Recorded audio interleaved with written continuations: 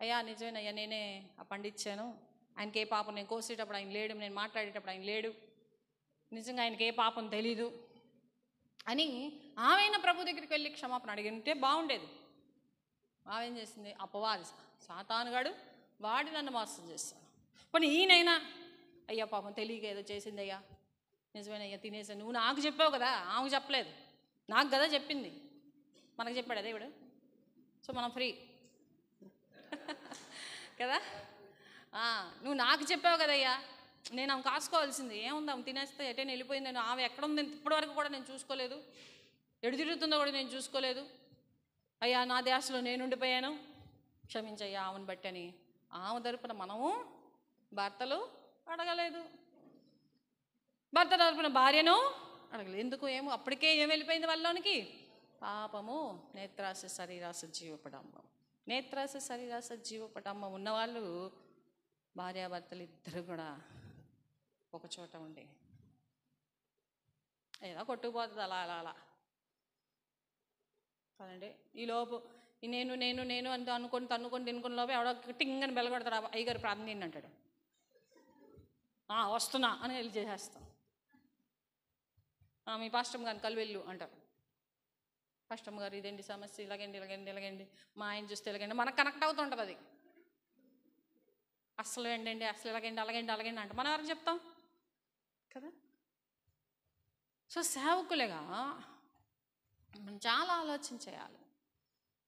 మనము గనక నాయకులుగా మనం గనక దేవునికి లోబడకపోతే చాలా కుటుంబాల్ని పాడు చేసే వాళ్ళం మనమే, అపవాది కాదు.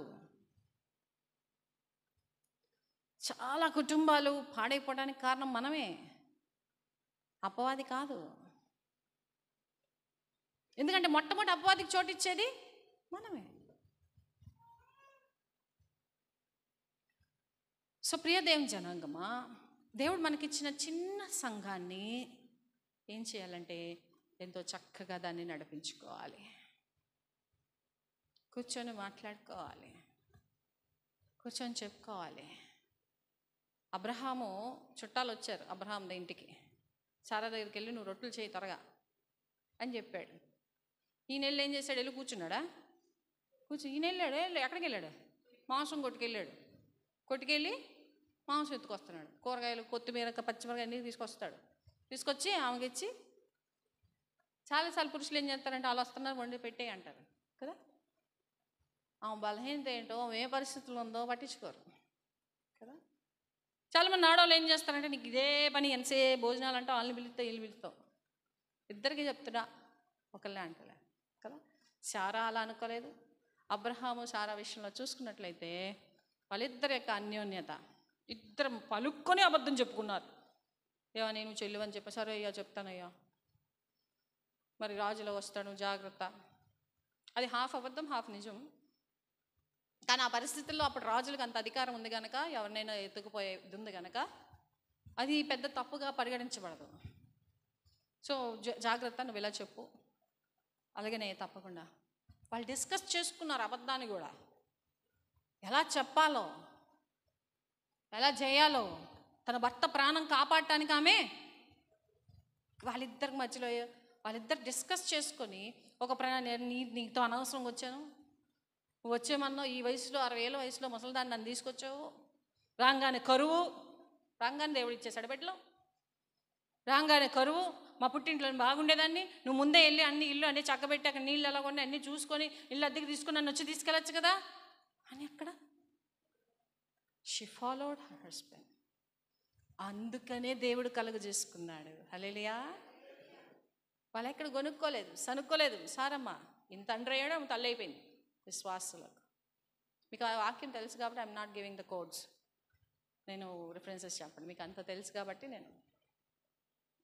వాళ్ళు ఎంతో చక్కగా అన్యోన్యంగా, చిన్న పొరపాటు చేసింది, భర్త లోబడ్డాడు, మళ్ళీ దేవుడే చెప్తున్నాడు, ఆమె నిన్ను కదా నేను పిలిచాను, ఆమె కదా కాదు కదా పాపం, అయినా సరే నీతో వచ్చింది కదా, ఆమె ఏదో చెప్పిందిలే హాగర్తో వెళ్ళమని, సరే నీ భార్య చెప్పినట్టు విను, నీ భార్య చెప్పినట్టు విను, వాగ్దాన పుత్రుని సంపాదించుకున్నా, మినియేచర్ ఆఫ్ ద చర్చ్. ఆరాధన, కుటుంబంలో ఆరాధన. ఎక్కడ స్టార్ట్ అయింది ఆరాధన? ఎక్కడ స్టార్ట్ అయింది? అబ్రహాము బలి ఇస్తున్నప్పుడు ఇస్సాకుని అక్కడ ఆరాధన స్టార్ట్ అయింది. ఆరాధన ఎక్కడ చేస్తాం మనం? మందిరంలోనా? మందిరంలోనే కదా చేస్తాము. ఆరాధన మందిరంలోనే కదా చేస్తాము. బలిపీఠం ఎక్కడ ఉంటుంది? మందిరంలోనే కూడా ఉంటుంది. కానీ ఇక్కడ ఎక్కడుంది? కుటుంబంలోనే. హల్లెలూయా. కుటుంబంలోనే ఆరాధన, కుటుంబంలోనే బలిపీఠము. అబ్రహాము ఒక బలిపీఠము కట్టించి కుటుంబంలోనే అర్పణ. మెల్కీసెదెకుకి ఏమిచ్చాడు అబ్రహాం? అర్పణ. ఎంత గొప్పదండి! ఎంత సేవకులుగా పదవంతు తెస్తున్నారా మీరు? మాకు ఏమట పదవంతం ఏంది ఇటు వేయండి? విచిత్రంగా ఉంది కదా. ప్రతి సేవకుడు కూడా పదవంతు తీయాలి. తీస్తున్న వాడిని బట్టి దేవుని స్తుతిస్తూ ఉన్నాను. మట్టుకు వింటే తెలియదు కనుక నేర్చుకుందాం. సేవకుల్లో కూడా పదవంతు తీయాలి. ఎందుకంటే నీ కుటుంబం ఒక సంఘము. ఆ పదవంతులో ఎవరు కరెంటు బిల్లు కట్టుకోలేకపోతున్నారో, నీ విశ్వాసంలో ఎవరింటి అద్దె కట్టుకోలేకపోతున్నారో, ఎవరికి చదువుకు కావాలో, నాకు ఎవరైనా నేను డబ్బులు ఇస్తే అది తీసి పదవంతుగా బలహీన వాళ్ళకి పంపించేస్తూ ఉంటాను, ఇస్తూ ఉంటాను. సీక్రెట్ ఆయనకి ఆయన ఇస్తూ ఉంటారు, నేను ఇస్తూ ఉంటాను. నాకు తెలియకుండా ఆయన ఇచ్చేస్తాను, నాకు తెలియక ఆయన తెలియదు నేను ఇచ్చేస్తూ ఉంటాను. సో ప్రియమైన వాళ్ళరా, ఈ 3 విషయాలను ఉద్దేశించి దేవుడు భార్యాభర్తల్ని చేశాడు. ఫస్ట్ పని ఏంటి అనుకున్నాం? It is parable of gospel. కుటుంబం ద్వారా సువార్త వెళ్ళాలి. కుటుంబము త్రిత్వమునకు సాదృశ్యము. కుటుంబము it's miniature of the church. సంఘం యొక్క సూక్ష్మ బీజము. ఈ 3 గనక కనబడకపోతే ఆ కుటుంబంలో ఎలా ఉంటుంది శాంతి? యేసుప్రభు లేకపోతే శాంతి ఉంటుందా? యేసుప్రభు భారం మోసుకుని సంబంధించిన నా యుద్ధంలో నేను మీకు విశ్రాంతిని ఇస్తాను. తండ్రి లేకపోతే ప్రేమ ఉంటుందా? తండ్రి ఈ లోకమును ఎంతో, దేవుడు ఈ లోకమును ఎంతో ప్రేమించాను. లోకంలో భార్యాభర్తలు లేరా?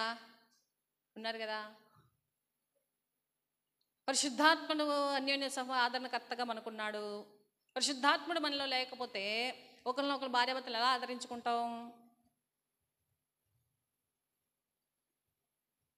సో ఎప్పుడైతే ఈ టేబుల్, ఈ హైరార్కీ ఎప్పుడైతే తప్పిపోతుందో ఆటోమేటిక్గా రకరకాల ప్రాబ్లమ్స్, ఇంక చెప్పనవసరం లేదు, ఇప్పుడు లేటెస్ట్గా చాలా వస్తున్నాయి.